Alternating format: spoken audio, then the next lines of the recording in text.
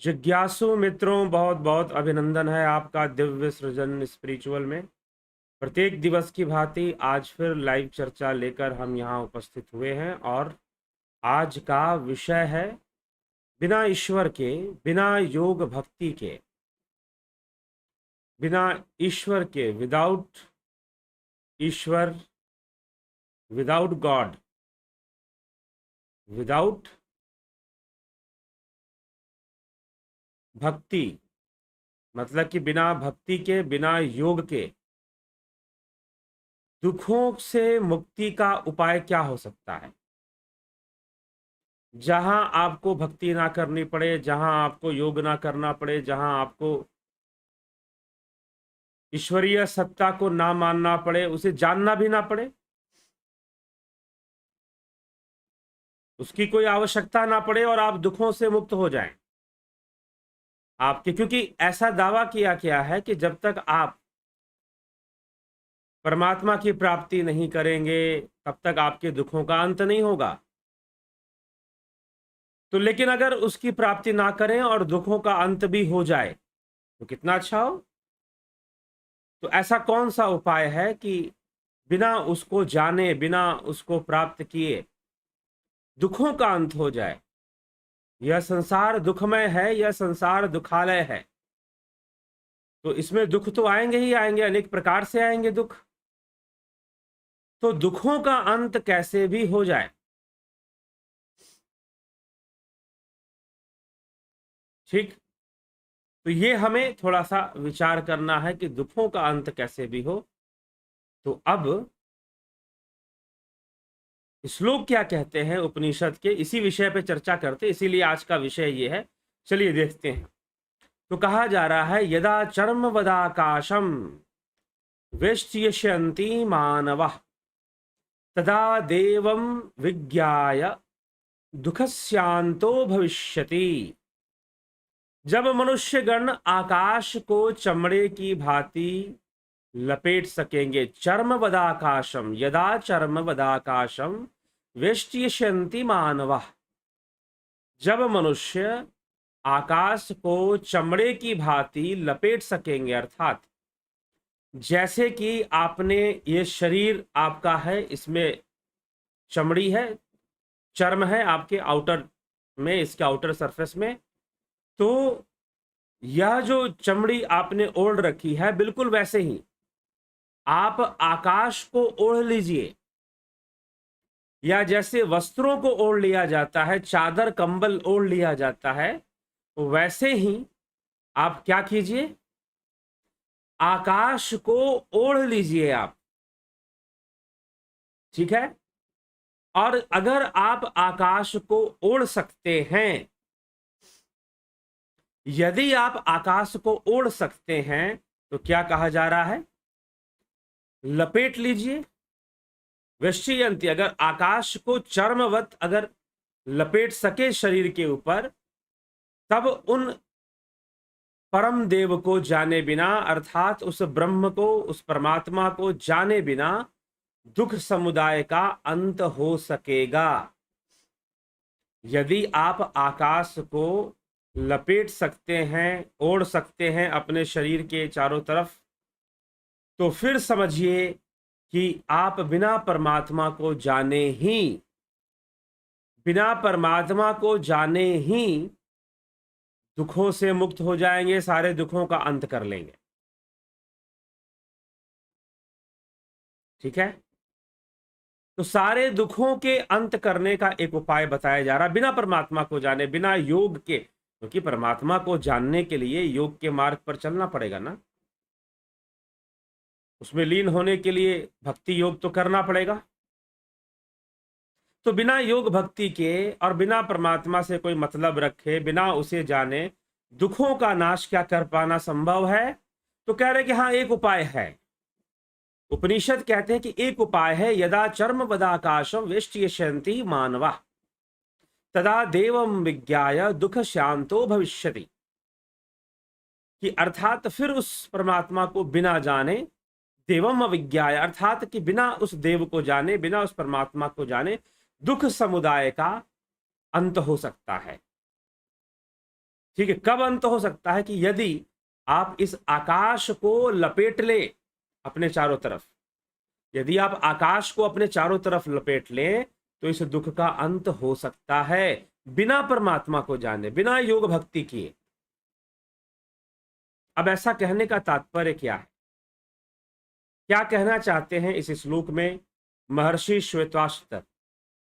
श्वेतास्त्र उपनिषद, श्वेतास्त्र महर्षि के द्वारा यह रचित है, उनकी वाणी और उनके द्वारा बताई गई कई चीजें, उनके शिष्य समुदाय और उनके द्वारा जो योग अनुसंधान किया गया, ध्यान योग का अनुसंधान और ब्रह्म के विषय में जो बातें बताई गई, उसकी चर्चा यहां हो रही है।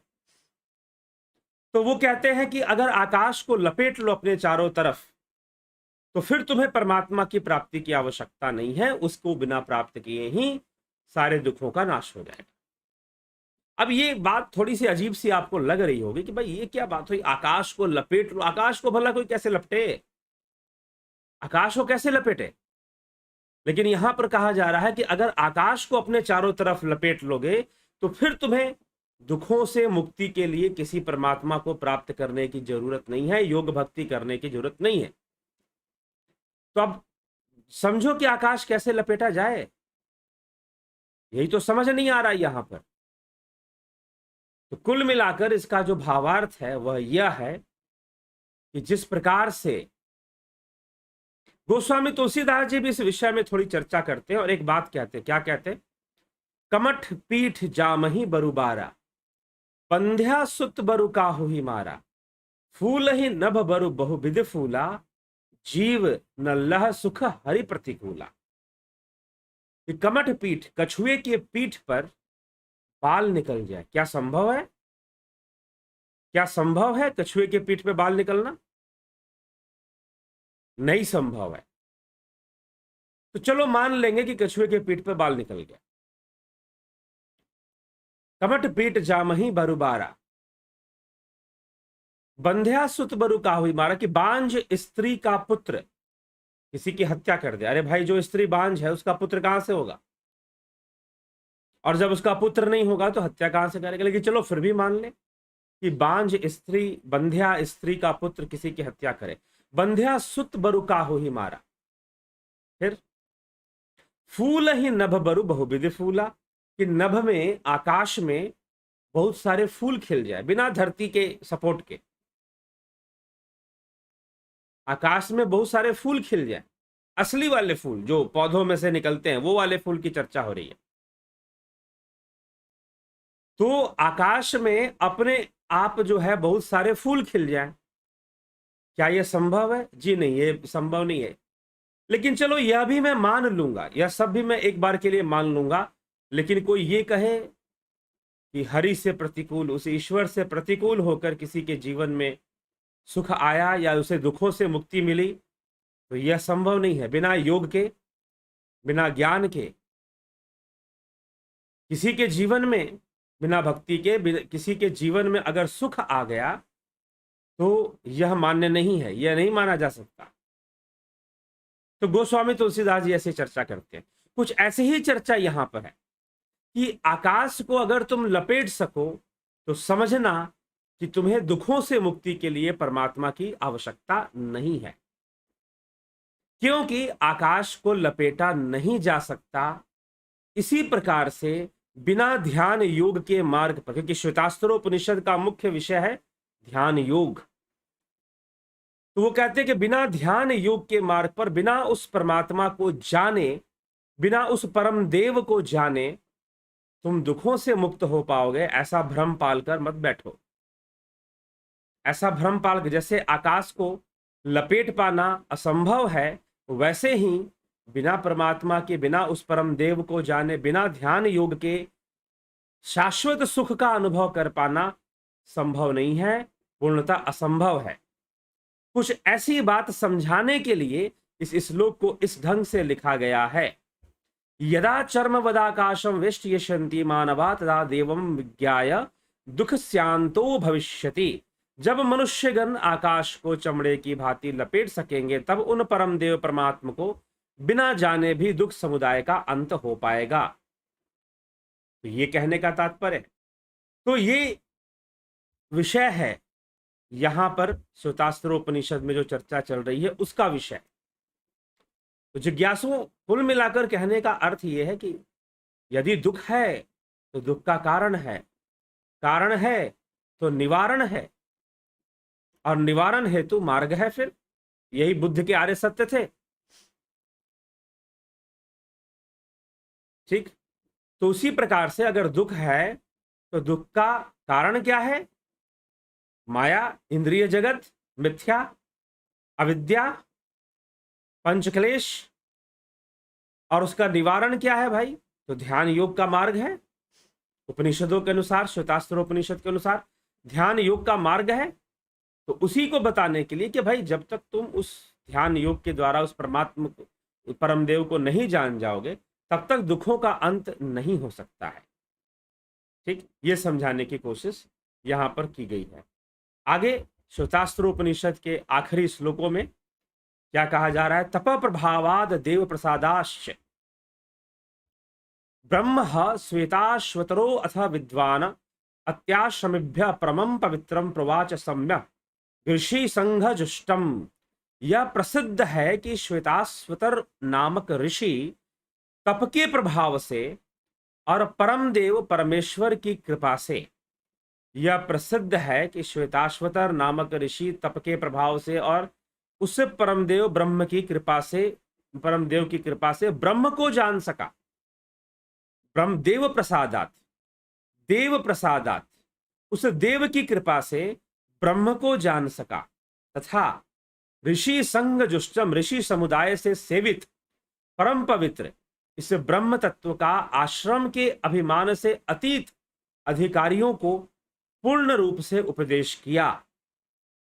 ठीक है, मतलब कि आश्रम में जो उनके शिष्य समुदाय रहते हैं या जिज्ञासु जो आते हैं उनके आश्रम में ऐसी विद्या के बारे में जानने के लिए, ब्रह्म विद्या के जो जिज्ञासु हैं जो आते हैं, उनको इस श्वेतास्त्र उपनिषद का उपदेश श्वेतास्त्र ऋषि ने किया है। अपने आश्रम के अंदर अहंकार से मुक्त होकर उनके कल्याण हेतु यह उपदेश श्वेतास्त्र ऋषि ने किया है। श्वेतास्त्र उपनिषद का कैसे किया है? उस ब्रह्म को जानकर किया है, ऐसा वर्णन है। फिर कहते हैं वेदांते परमं गुह्यं पुराकल्पे प्रचोदितम ना प्रशांताय दत्वम ना पुत्राय शिष्याय वा पुनः। अर्थात यह परम रहस्यमय उपनिषद का ज्ञान पूर्व कल्प में वेद के अंतिम भाग अर्थात वेदांत में, इसीलिए कहा गया वेदांते परमं गुह्यं पुराकल्पे प्रचोदितम।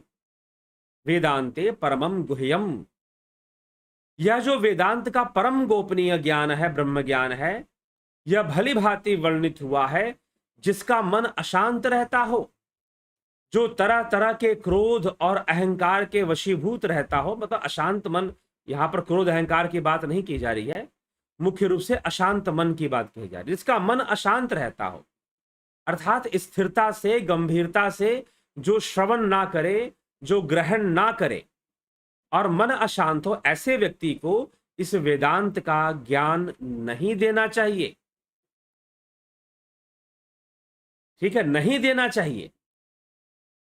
ठीक, और दूसरी एक और बात कि उसी व्यक्ति को दे, इसीलिए जो गुरुकुल हुआ करते थे, वो जो भी ऋषियों के पास विद्या होती थी, वह अपने शिष्यों से या फिर जो भी जिज्ञासु उनके शरण में जाता था कि मुझे आप अपना ज्ञान दीजिए, मुझे बताइए, तो उनसे एक आवश्यक दक्षिणा जरूर लेते थे, ताकि ग्रहण करने वाले के अंदर एक धैर्य हो, एक गंभीरता का विकास हो जाए, वह उस ज्ञान के प्रति, ग्रहण के प्रति गंभीर हो जाए कि भाई मुझे गंभीरता से इसको ग्रहण करना है।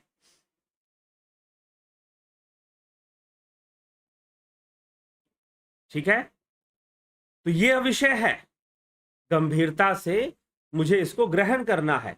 तो इसीलिए जो व्यक्ति चंचल मन का है, अशांत है और बस ऐसे ही कौतूहल बस, कई लोग जानने के लिए आ जाते हैं, यहां अभी यूट्यूब पर भी और भी कई जगह पर अरे आप निःशुल्क ज्ञान दीजिए। अरे निःशुल्क ही तो चल रहा है यूट्यूब पे, सब बोलना शुरू कर देते हैं। लेकिन जब बात ध्यान योग की है तो वह गंभीर विषय है। वो चलते फिरते घूमते फिरते ग्रहण करने की चीज नहीं है, खाते पीते ग्रहण करने की चीज नहीं है, वह गंभीरता पूर्वक ग्रहण करने की चीज है। और यहां पर तो वेदांत के ज्ञान, उपनिषद ज्ञान के लिए कहा जा रहा है कि भाई चंचल मन वालों को मत दो, जिनका मन अशांत रहता है उनको मत दो। दूसरा क्या बताया गया कि इसका उपदेश नहीं देना चाहिए, या फिर आप उसी को उपदेश दो जो आपका पुत्र हो और आपका शिष्य हो।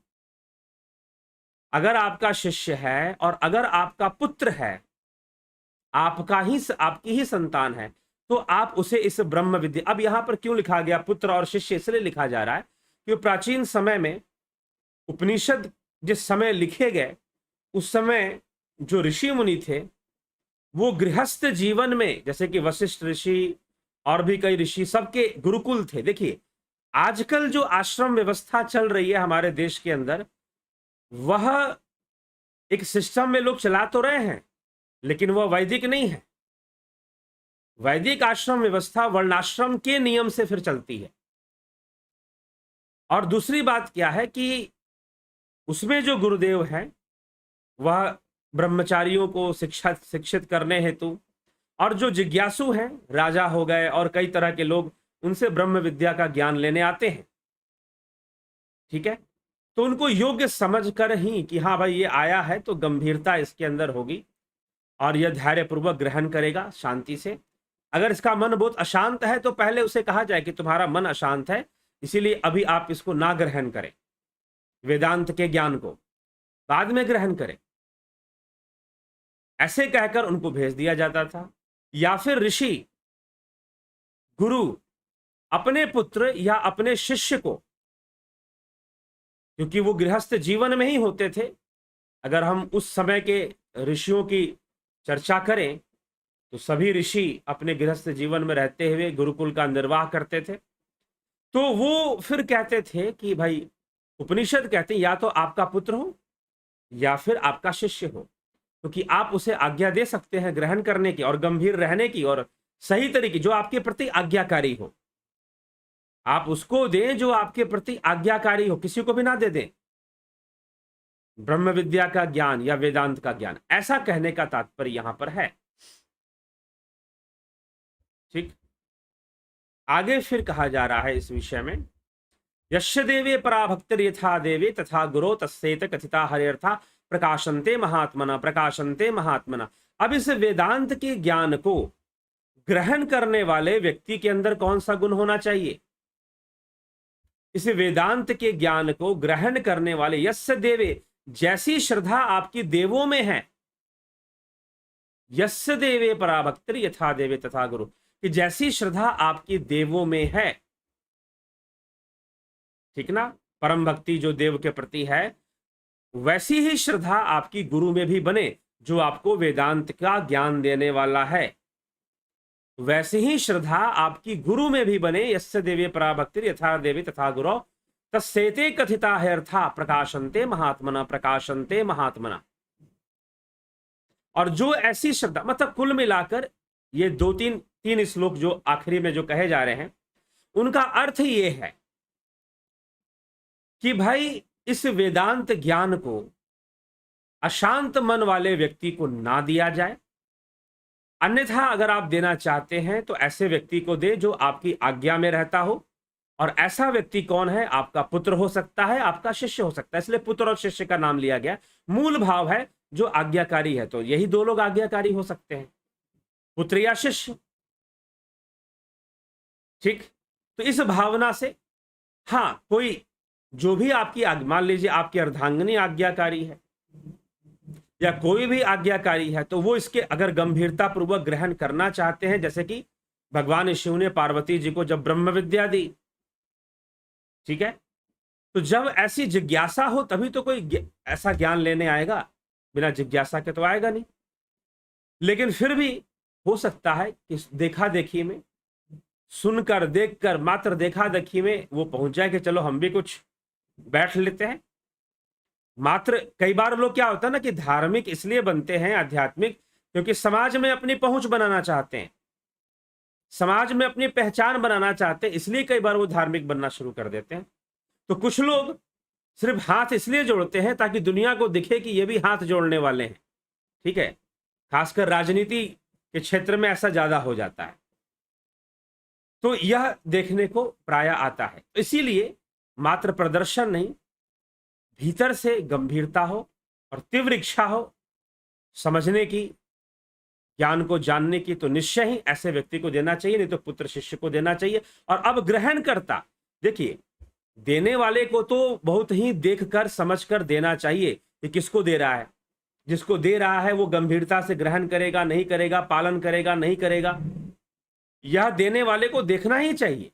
लेकिन ग्रहण करने वाले, अब नियम बताया जा रहा है, ग्रहण करने वाले के लिए कहा जा रहा है कि भैया जो तुम्हारी भक्ति देवों में है, वैसे ही तुम्हारी भक्ति गुरु में भी बना लो, और फिर जाकर इस वेदांत का ज्ञान ग्रहण करो, फिर जाकर इस वेदांत का ज्ञान ग्रहण करो। ऐसा उपदेश दिया जा रहा है। यस्य देवे परा भक्ति यथा देवी तथा गुरु तस्यते कहता है अर्था प्रकाशन्ते महात्मना, प्रकाशन्ते महात्मना।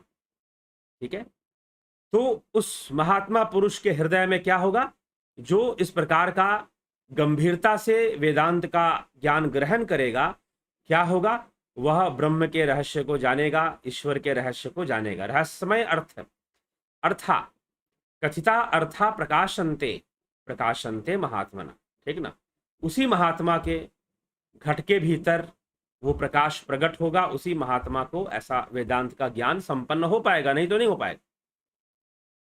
तो देने वाले को भी बहुत ध्यान से देना है और लेने वाले को तो गंभीरता से लेना है, और गुरु को देव के समान समझना चाहिए, तब जाकर वो सही से ग्रहण कर पाएगा। क्योंकि देखिए भावना का भी बहुत महत्व होता है, गुरु के साथ आध्यात्मिक संबंध का भी बहुत महत्व होता है। एक कनेक्टिविटी बननी चाहिए, एक संपर्क आध्यात्मिक रूप से जब होता है तो शिष्य सही से ग्रहण करता है। ग्रहण करने में भी बहुत अंतर है, कौन कितना ग्रहण कर पाता है, तो अपनी अपनी योग्यता से शिष्य लोग ग्रहण करते हैं। ठीक, और अपनी श्रद्धा भक्ति से ग्रहण करते हैं कि गुरु के प्रति क्या देव की तरह, देवों में जैसी श्रद्धा तुम्हारी रहती है, क्या वैसे ही श्रद्धा तुमने गुरु के प्रति भी रखी हुई है क्या? अगर ऐसा है तो फिर ठीक है, बहुत कुछ ग्रहण कर लोगे, अन्यथा ग्रहण करने में कमी रह जाएगी। और ज्यादा चंचलता हुई, बिल्कुल गंभीरता ना हुई, तो शायद कुछ भी ग्रहण कर ना पाओ, कुछ भी ना ग्रहण कर पाओ, ऐसी स्थिति बन सकती है। तो श्वेतास्त्र उपनिषद की ये चर्चा जिज्ञासुओं यहां समाप्त होती है। आज इस श्वेतास्त्र उपनिषद का आखिरी यह व्याख्यान है। अब आगे हम कुछ और अन्य विषयों पे भी चर्चा करेंगे, और साथ ही साथ क्या करेंगे कि आगे छांदोग्य और बृहद आरण्यक उपनिषदों पर भी चर्चा आगे आएगी, अभी नहीं तुरंत, लेकिन आगे जरूर आएगी। तो ये श्वेतास्त्र उपनिषद, इसमें 44 वीडियोस लगभग हैं, 44 वीडियोस हैं, बहुत ही गूढ़ है और ध्यान योग आत्मविद्या से संपन्न है। तो जरूर जरूर इसको श्रवण करें और इसका लाभ उठाएं। तो बहुत बहुत आभार आप सभी का। पूर्व निश्चित था कि आज 9 बजे लाइव चर्चा नहीं कर पाएंगे, तो इसीलिए यह अपलोडेड प्रीमियर वीडियो आप देख रहे हैं, और आपके इसीलिए अपलोडेड है। तो आपकी टिप्पणियों, आप कमेंट जरूर करें, हम आपके कमेंट पर जरूर फोकस करेंगे, उससे संबंधित जानकारी देने की कोशिश करेंगे। परंतु आज लाइव चर्चा उस तरह से नहीं हो पाया, जैसे कि आप लोग लाइव में ही कमेंट करते हैं और प्रश्न करते हैं, उनका उत्तर भी साथ में दे दिया जाता है, तो वो आज संभव नहीं हो पाया है किसी कारण से। चलिए, कुछ पूर्व निर्धारित कुछ चीजें सामने थी जिस कारण से यह निर्णय लिया गया। तो जरूर श्वेतास्त्र उपनिषद की प्लेलिस्ट में जाकर पूरा इसको फिर से सुने और बातों को समझने का प्रयास करें। तो चलिए, इसी के साथ आज इस सभा का, आज इस व्याख्यान को, इस विमर्श को, इस प्रवाह को यहाँ विश्राम देते हैं, और कल फिर 9 बजे आपसे मिलने के लिए यहाँ पर उपस्थित हो जाएंगे, कोई नए विषय के साथ, एक नई लाइव चर्चा के साथ। तो आप भी जुड़े रहें, और ध्यान योग का कोर्स अगर आप करना चाहते हैं तो निश्चय ही आप फिर उसको ज्वाइन करना पड़ेगा। 20 सितंबर से शुरू होगा अगला ध्यान योग का कोर्स। रविवार से आप उसको ज्वाइन कर सकते हैं। तो चलिए इसी के साथ विराम देते हैं इस व्याख्यान को, इस सभा को। बहुत बहुत आभार आप सभी का।